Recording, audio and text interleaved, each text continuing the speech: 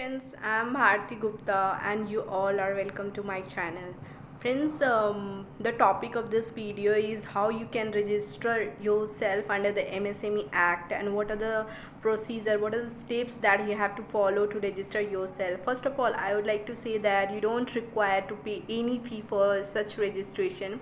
I've already launched one video on what are MSME, what is MSME and what are the definition of MSME and what are its benefits. So it's better you refer that video also.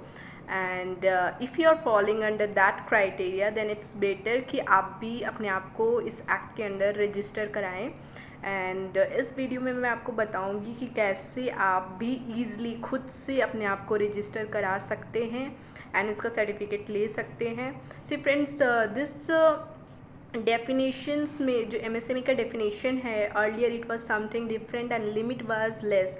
But अभी जो हमारी जो finance minister है, जो निर्मला सीताराम जी हैं, उन्होंने अभी कुछ दिन पहले एक स्कीम लॉन्च किया था, आत्मनिर्भर भारत. उस स्कीम में उन्होंने MSME के डेफिनेशन को चेंज करके बताया था और उन्हें बताया है कि पहले जो भी MSME का डेफिनेशन था वो चेंज हो चुका है और अभी उसकी लिमिट काफ़ी बढ़ा दी गई है. And the main reason behind that कि friends, as we all know that कि हमारी कंट्री में स्मॉल मीडियम एंटरप्राइजेज़ बहुत हैं और उनकी वजह से ही आज हमारी कंट्री जो है ईज़िली ग्रो कर रही है. अगर उनको सपोर्ट ना किया जाए तो हम लोग समझ सकते हैं कि हमारी कंट्री की इकोनॉमिक हालत क्या होने वाली है. इसलिए गवर्नमेंट ने ये स्कीम लाया है और उन्होंने डेफिनेशन में बहुत बड़ा चेंजेस किया है and limit has now increase to very much larger in compare to the earlier one. और इसमें अब बहुत सारे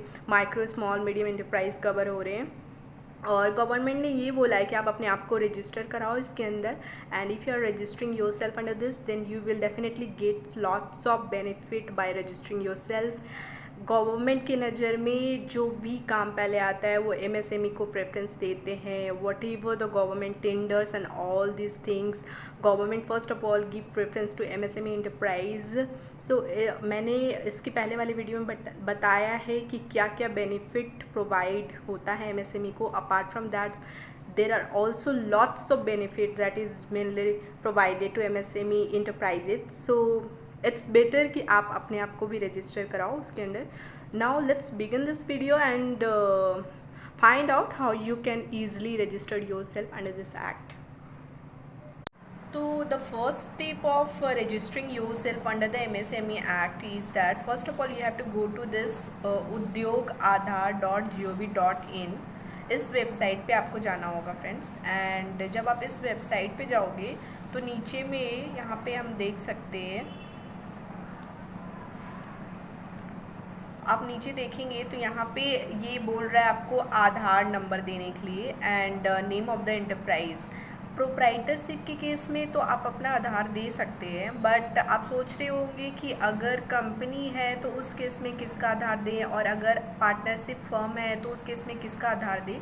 then in that case partnership firm के केस में किसी भी एक पार्टनर का आधार नंबर यहाँ दीजिए. और अगर आप कंपनी को रजिस्टर्ड करा रहे तो उस केस में कंपनी के किसी भी एक डायरेक्टर को आपको यहाँ पे किसी भी एक डायरेक्टर का आधार नंबर देना होगा एंड उनका उसके अलावा name of the enterprise, name of the entrepreneur, जो भी जिनका भी आधार नंबर है उनका नेम यहाँ पे आपको देना होगा. एंड तब जाके उसके बाद आपको क्लिक करना है वैलिडेट एंड जनरेट OTP. जब वैलिडेट एंड जनरेट OTP पे आप क्लिक करेंगे तो उस आधार नंबर में जिनका नंबर है उस नंबर पे OTP जाएगा एंड उसके बाद आप नेक्स्ट स्टेप में चले जाएंगे.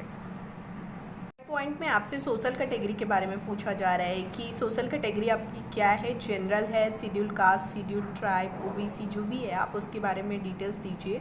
एंड फोर्थ में सिंपली पूछा जा रहा है यू आर मेल और female. Next it is asking about अगर फिजिकली हैंडीकैप्ड है तो यस कीजिए, नहीं है तो नो कीजिए. नेक्स्ट है 6 नंबर में पूछा जा रहा है नेम ऑफ द एंटरप्राइज.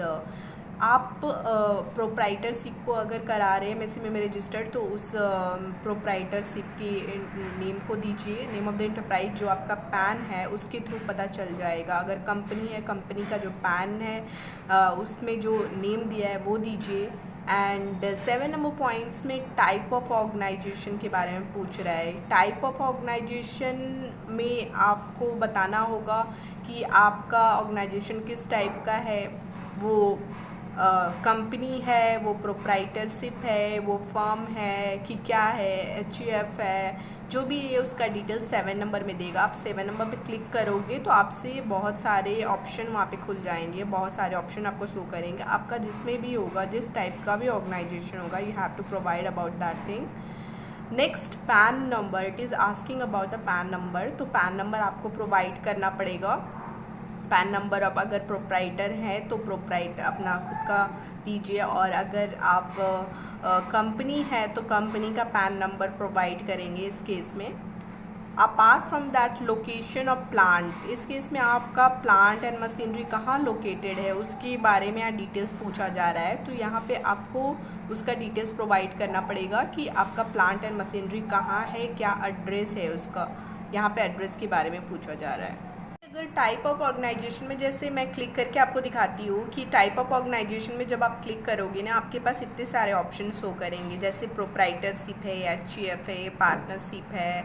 आपका जो भी इसमें से क्राइटेरिया मैच कर रहा है आप उस पर सेलेक्ट करो एंड उस पर क्लिक करेंगे आप। क्राइटेरिया में आपसे पूछा जा रहा है कि आपका ऑफिशियल एड्रेस क्या है, जो भी आपके बिज़नेस का ऑफिशियल एड्रेस है, जो भी आपके सर्विस प्रोवाइडिंग का हो या फिर मैन्युफैक्चरिंग का, जो भी आपका ऑफिशियल एड्रेस है उसका डिटेल्स आपको यहाँ पे प्रोवाइड करना पड़ेगा। डिटेल्स में जो भी address, state, district, pin number आप देख सकते हो। उसके अलावा आपको मोबाइल नंबर देना होगा, जो आपका एक्टिव मोबाइल नंबर है उसको देना होगा, एंड ईमेल एड्रेस यहाँ पे प्रोवाइड करना पड़ेगा। Apart from that, point number 11 में ये पूछा जा रहा है कि डेट ऑफ कमेंसमेंट, आपने जो बिज़नेस शुरुआत की है उसका डेट ऑफ कमेंसमेंट क्या है। आपका कंपनी के केस में जो सर्टिफिकेट इशूड होता है आप देख सकते हो वहाँ से, या फिर आपका बिज़नेस आपने स्टार्ट किया है तो उसका क्या है डेट ऑफ कमेंसमेंट, उसकी डेट के बारे में आपको यहाँ पे प्रोवाइड करना है। पॉइंट नंबर 11 में जो कि पूछा जा रहा है। पॉइंट नंबर 12 में पूछ रहा है प्रीवियस EM1, EM2, SS1। इसका मतलब ये हो रहा है फ्रेंड्स कि अगर आप ऑलरेडी MSME में पहले भी रजिस्टर्ड करा रखे हो तो उसका डिटेल्स यहाँ पे पूछा जा रहा है कि अगर आपने कराया है तो उसका डिटेल्स आप दीजिए। नंबर 12 में अगर आपका ऑलरेडी अप्लाई किया हुआ है, पहले से MSME में रजिस्टर्ड कराया हुआ है आपने, तो ही आप देंगे, otherwise in that is not applicable for you. Apart from that 30 number point में बैंक डिटेल्स आपको प्रोवाइड करने हैं, जो भी आपका बैंक डिटेल्स है वो प्रोवाइड कीजिए। 14 नंबर पॉइंट में बोला जा रहा है मेजर एक्टिविटी ऑफ यूनिट, आपका एक्टिविटी क्या है, आप किस में फॉल कर रहे हो, मैन्युफैक्चरिंग है या सर्विस है, उसके बारे में डिटेल्स आपको प्रोवाइड करना है। इस चीज़ को आप ध्यान से आप कीजिएगा फिर।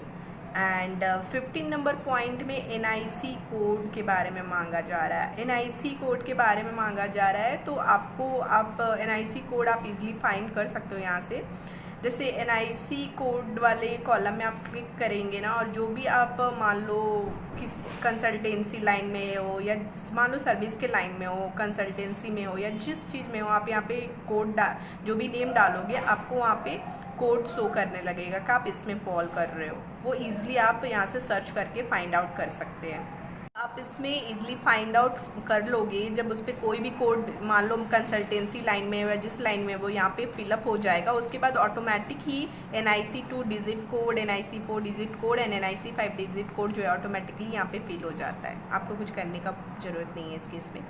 एंड नेक्स्ट 16 नंबर पॉइंट में पूछ रहा है पर्सन्स एम्प्लॉयड, मतलब कि आपकी बिजनेस में कितने पर्सन एम्प्लॉयड है उसके बारे में आपको यहाँ पे डिटेल्स। पॉइंट में आपसे पूछा जा रहा है कि कितना आपका इन्वेस्टमेंट है। देखो यहाँ पे फ्रेंड्स ये ओल्ड डिटेल्स दिखा रहा है, यहाँ पे अभी इन्वेस्टमेंट सिर्फ शो कर रहा है, बट अब रिसेंटली आप करोगे तो वहाँ पे टर्नओवर का भी क्राइटेरिया देगा, क्योंकि as per new definition turnover का भी क्राइटेरिया आ गया ना, तो आपको यहाँ पे दोनों शो करेगा। तो उसके हिसाब से आपका जितना भी इन्वेस्टमेंट एंड टर्नओवर है वो यहाँ पे आप डिटेल्स देंगे पॉइंट नंबर 17 में। पॉइंट नंबर 18 में बोल रहा है district industry centre, district and industry centre जो भी है आपका, आप यहाँ पे डिटेल्स देंगे। एंड लास्ट में आपको क्या करना है, जो भी आप इन्फॉर्मेशन भरे हो उसके बारे में लास्टली आपको आई हेयर बाई जो भी दे रहा है यहाँ पे क्लिक करना है कि जो भी इन्फॉर्मेशन आपने प्रोवाइड किया है that is true and genuine है वो इन्फॉर्मेशन।